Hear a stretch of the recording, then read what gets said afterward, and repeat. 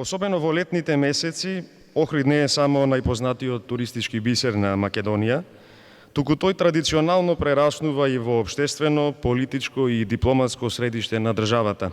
Од тука со децении се испраќаат важни политички пораки, но и се дочекуваат европски и светски државници, дипломати и меѓународни делегации.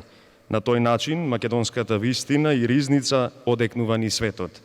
Ја имаме честа вечерва со нас да биде и поранешниот председател на Република Македонија, професор доктор Ѓорѓе Иванов. Повелете. Почитувани присутни, почитувани пријатели, дами и господа, почитувани представници на Македонската православна црква. Добра вечер. Со задоволство прифатив поканата да бидам дел од вечерашниот настан и не само да ве поздравам, туку да ја подржам ова иницијатива и да охрабрам да продолжи потрагата по вистината. Кога веќе се јавив за збор, дозволете да кажам и јас нешто за темата. Однапред извинете ако го пречекорам времето. Знаете, професор некој пат знае да излегува од рамките што му ги става протоколот. Значи, вие во една реченица да ставите Македонија, христијанство и Европа, тоа е многу пофасцинантно од тоа што изгледа на прв поглед. Зашто е пофасцинантно? Затоа што тоа е неделливо, е една целина и постојат толку взаемности што се фасцинантни и не можеме да добиеме представа од тоа што досега сме го знаеле. Да почнеме од Охрид. Охрид е резултат на потрагата по Европа. Односно, Лихнидос настанал како резултат на потрагата по Европа. Го знаете митот дека Европа е принцеза од Тир која е киднапирана, грабната, и дека нејзиниот татко, кралот на Тир Агенор, ги собрал синовите и им кажал да ми ја најдете Европа, ќерка ми, да ја вратите. Ако не ја најдете, не доаѓајте дома.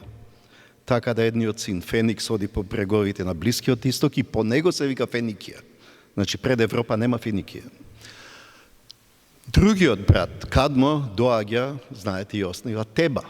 И во Теба тој ќе биде локален херој, да не збориме, да не влегуваме митовите. Меѓутоа битно е дека се оженил со една локална принцеза Хармонија.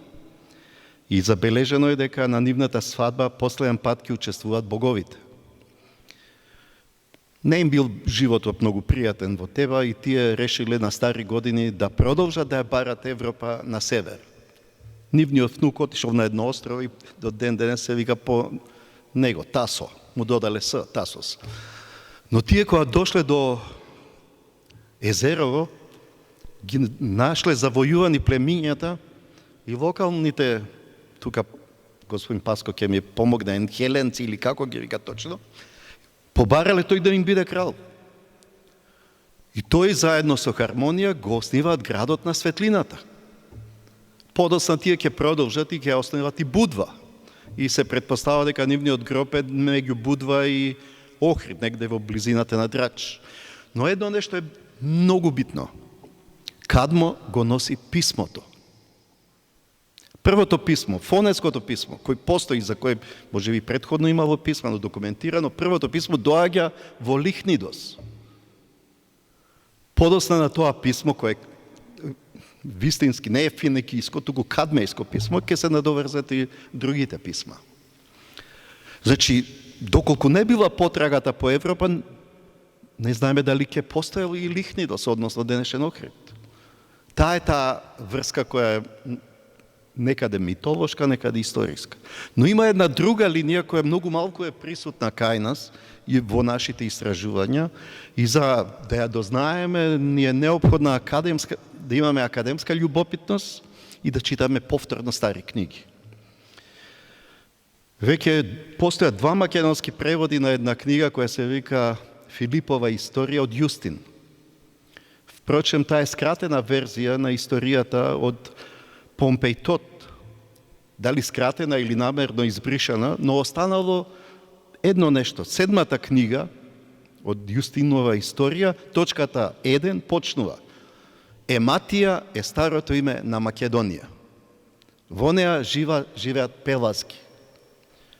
Со пеонците владе Пелагон, таткото на Астеропај, кој учествуваше во Тројанската војна. Хомер пиштува за Астеропај, тој е единствениот што ќе го погоди со копја Ахил. Ахил подоста ќе го убие. Но Хомер пишува, Астеропај дојде од бреговите на Аксиос. Но последната реченица ни е најбитна. Во Ематија, значи, постои област, Европа, со која владее кралот Европ. Замислете, пред принцезата да биде киднапирана, постои област Европа во која владее крал Европ. Стефан Византиски вели, па Европ е синот на Македон. Но во областа Ематија има еден град кој се вика Бер. Бер повторно Стефан Византиски ни опишува, па и Бер е син на Македон. Но за нашата приказна битна е керката, една од керките на Бер. Едната е Вероја, по неа денес се нарекува, нели, Бер, македонците го викат Бер и денес. Но греците по керка му Вероја го нарекуваат. Другиот син е подоцна наречен Бог, но за нас е битна Миеза, керката на Бер, по чие име ќе се именува и светилиштето на нимфите, во близина на 12 км од Бер. Во тоа светилиште 343 година доаѓа Аристотел и ја основа неговата школа во Миеза. Единствена во историјата на човештвото. Таа трае до 340. Но зошто е единствена? Единствена школа во историјата на човештвото која создава владетел на светот, затоа Александар е владетел на екумената, на тогашниот свет.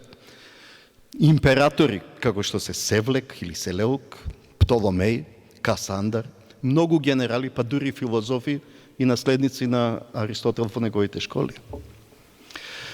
За нас е најбитен Селеук. Зошто? Селеук е роден во градот Европа. Или Европос. До 24 пред да го сменат повторно во Европос, тој се викаш Ашкенлар на турски. Значи, на бреговите на Аксиос, на неговата десна страна, е градот Европа во кој се раѓа Селеук. По смртта на Александар, Селеук ја воспоставува неговата империја и неговата династија и според некој изградил од 50, а некој велат 77 града. На сите тие нови градови тој им дава имиња од Македонија. Значи, вие во тоа време ќе ги најдете и Пела, ќе ги најдете и Бер, ќе најдете и Аксиос. Но за нашата приказна е битно што тој неколку града ги именува по родното место, Европа или Европос. Најпознате на иста значи локација, како што е Европос на бреговите на Аксиос, на бреговите на Еуфрат е Дурес Европос. И денес ќе го најдете. Реј, разурнатиот град во Персија, денес е предградие на Техеран, ќе го обнови и ќе го нарече Европос. На границата меѓу Турција и Сирија ќе има неколку града Европос. Значи името Европа во Азија е однесено од човек кој е роден во градот Европа во некогашна Ематија, односно Македонија.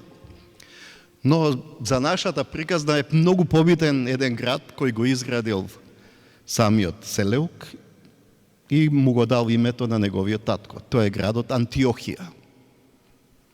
Антиохија е град каде се ислужените војници кои се враќаат од Индија. Во градот носи многу евреи самиот Селеук. Но зошто е битен Антиох? Тоа е првото место во светот каде ќе се спомне зборот христијанин и христијанство. Замислете. Тука сега има долга историја, кажува дека тоа потекнува од школите кои се доминантни во тоа време во Антиохија, погрешно се нарекуваат хеленски школи или хеленистички школи, според Дројзден од 19 век. Тоа биле школите кои дошле со знаењето дел од исток. Значи тука е школата на Пирон, кој со Александар оди до Индија и ги среќава гимназософистите и нивното знаење и учење го носи на исток. Тоа се пиронистите или скептиците, или денес го велиме научен скептицизам. Целата западна наука се темели на нешто што е донесено од еден филозоф кој со Александар стигнал до Индија. Потоа се епикурејците со нивниот концепт за хедонизам, но хедонизам во минимум, не како што денес се сваќа хедонизам во максимум. И најбитните стоиците. Стоиците, Александровата екумена ќе ја преименуваат како космополис. Но космополисот не може да биде без неговиот дух кој е суштина логос. Во Антиохија, тоа е запишано и во Новиот Завет, ќе се отелотвори логосот, односно ќе добие човечки лик и стане Исус Христос. Ја сваќате сега зашто токму во Антиохија се јавува зборот христијанин. Но тука има еден лекар во Антиохија кој е уште побитен за нашата приказна. Тој во Троада ќе се сретне со Свети Павле и е сведок на видението. И токму тој, евангелистот Лука, ќе ги напише делата апостолски, е заслужен зашто нас не има во Библијата, зашто се спомнува Македонија, македонци. Тоа е повторно, значи, од Антиохија.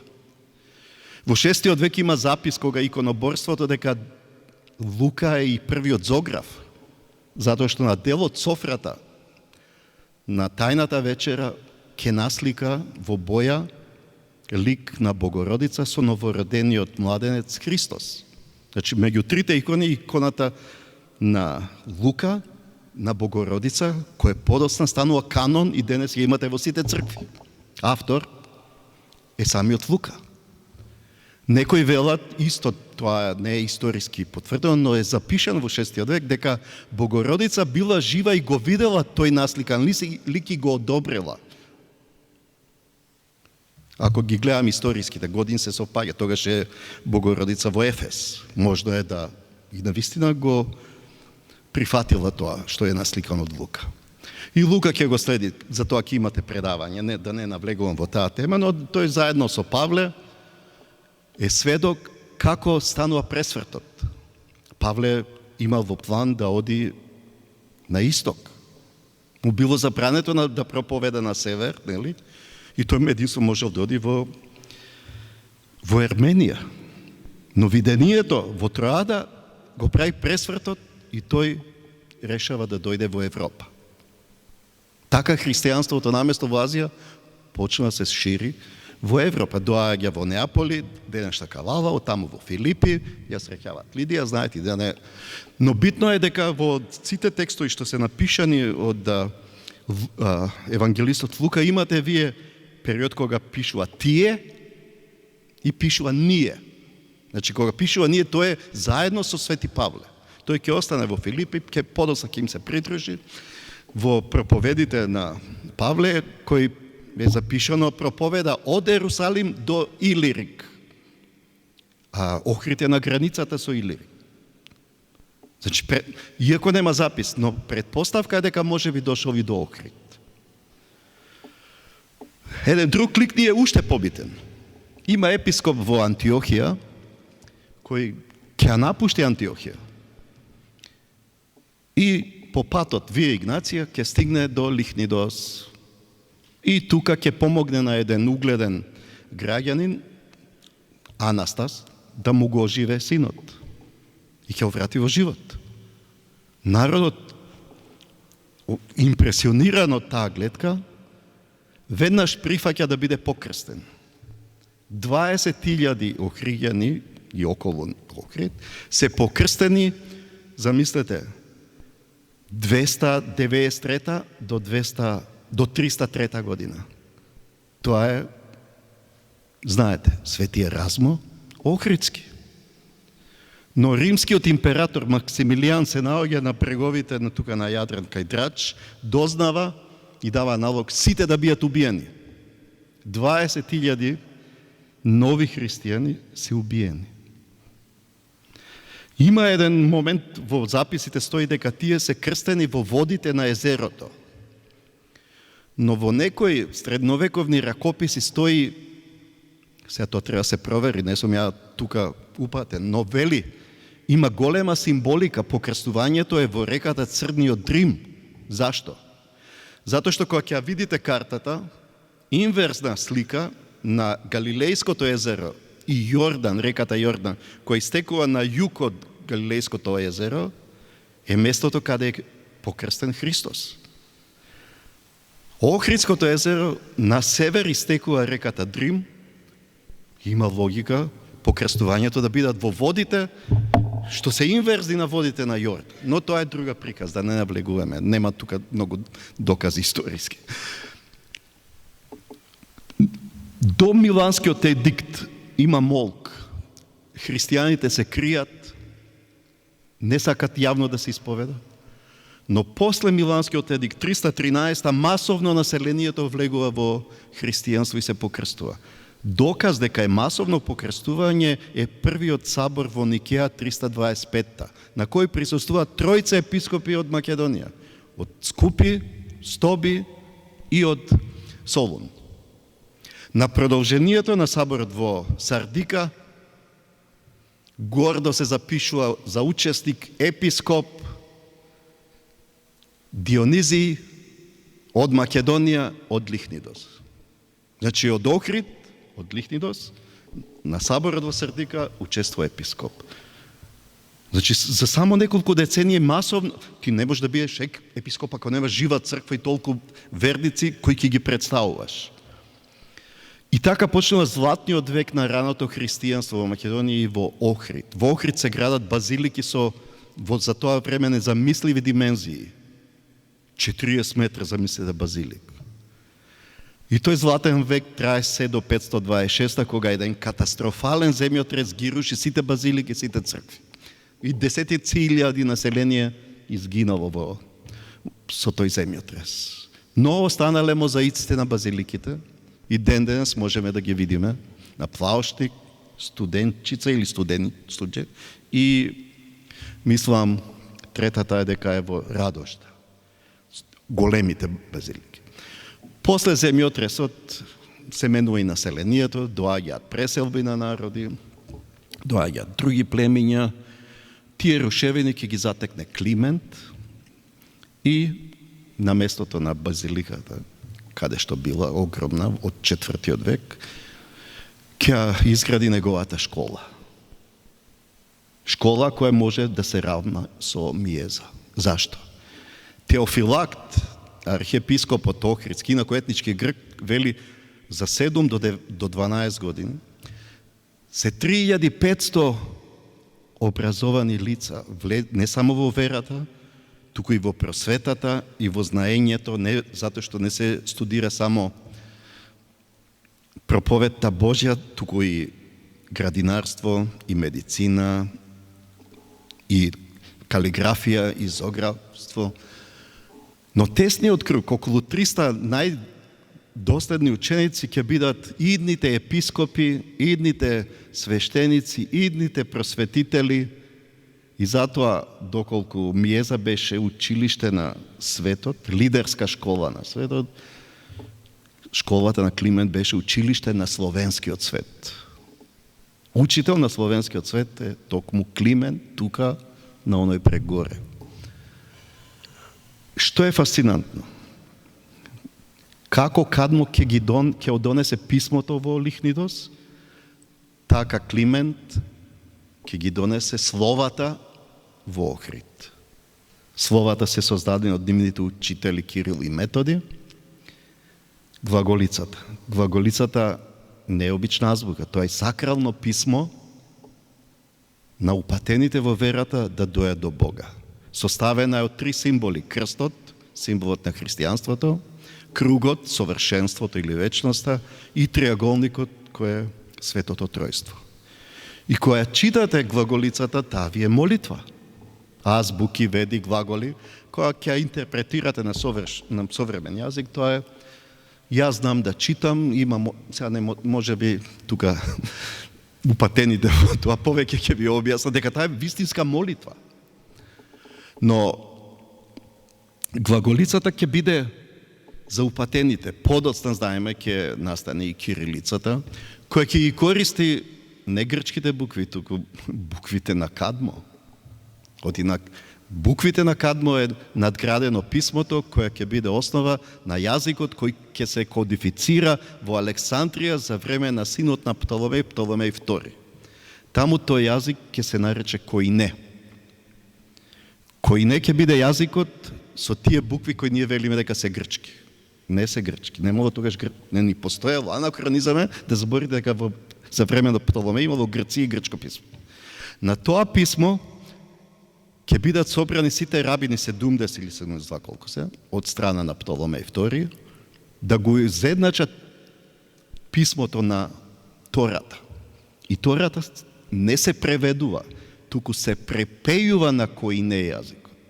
Оти светите списи не се пишувани да се читаат, туку да се пеат. Таа е препеана како Септогенида или денес знаеме Стар Завет. Затоа Лука пишува на Коине, за да ја воспостави врската помеѓу Стариот и Новиот Завет. Сите евангелија се пишувани на Коине. И саборот во Никија е целиот на јазикот Коине, кој погрешно денес се нарекува грчки јазик. Тоа е јазикот на сите кои живееле на Медитеранот. Во основа има многу ахајски говори од Ахаја, нели, ахајците, од дорците, од подоса наречени од римјаните грци.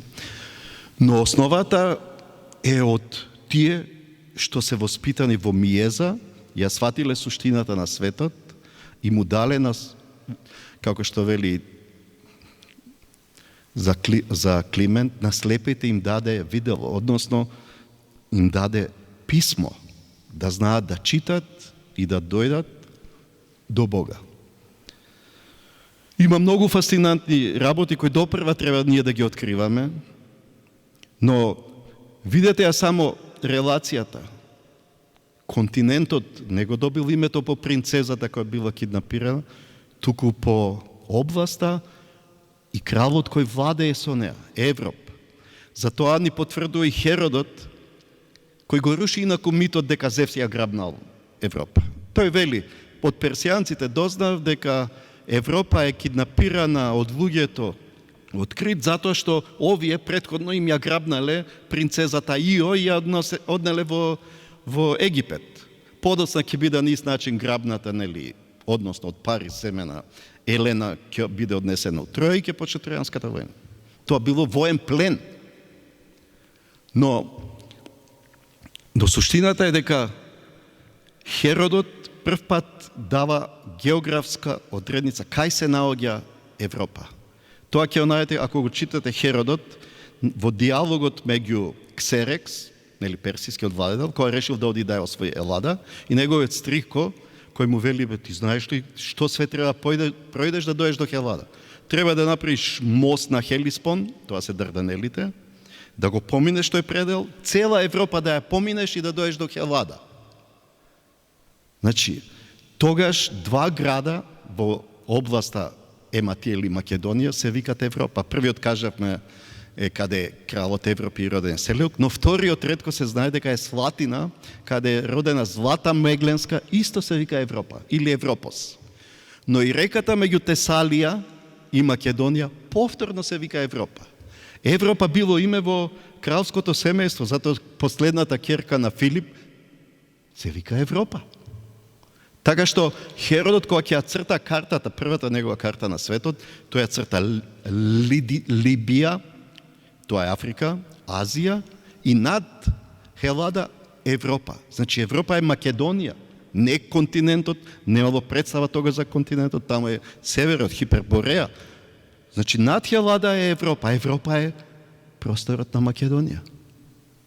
Гледате дека не е само проблем од името Македонија, дека е уште нешто многу поголемо од овој простор, од каде христијанството отишло да ги просвети, пацифицира и да ги почовечи луѓето кои војувале, се убивале и единствено ја имале алчноста, себичноста и грабливоста. Дури ги украли крстовите и реликвите од четврстата крстоносна војна, ги претопиле во злато и во Фиренца ги направиле монети, и зашто ова денес се случува Вие ако светите реликви и правите бизнис и пари, се знае, тој горе знае све. Да не должам многу, благодарам, извиете што бев малку пообширен од времето.